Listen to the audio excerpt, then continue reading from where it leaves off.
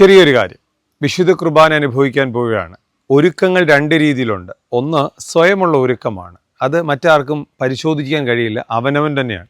എന്നാൽ മറ്റൊരാൾക്ക് കഴിയുന്നതും നാം വിലയിരുത്തേണ്ടതുമായ രണ്ടൊരുക്കങ്ങളുണ്ട്. ഒന്ന്, 6 മണിക്കൂർ നേരം നിർബന്ധമായും ഫാസ്റ്റിംഗ് ആണ് സഭയ്ക്ക്. അപ്പോൾ കുഞ്ഞുങ്ങളെല്ലാവരും 6 മണിക്കൂർ നേരത്തെ ഫാസ്റ്റിംഗ് കൃത്യമായിരിക്കണം. വിശുദ്ധ കുർബാന അനുഭവിക്കുന്നതിന് മുമ്പ് 6 മണിക്കൂർ നേരം ഫാസ്റ്റിംഗ് ആയിരിക്കണം.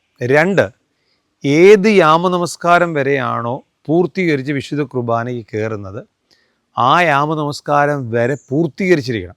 ഉദാഹരണം, ഗൾഫിൽ സന്ധിക്കാണ് നടത്തുന്നതെങ്കിൽ സന്ധിയും സൂത്താറയും അവിടെ നടത്തും. അപ്പം അത് കഴിഞ്ഞിട്ട് വേണം കുർബാന അനുഭവിക്കാൻ.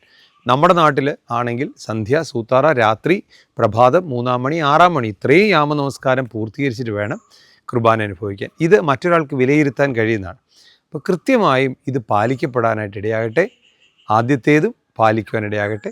ദൈവം സഹായിക്കും.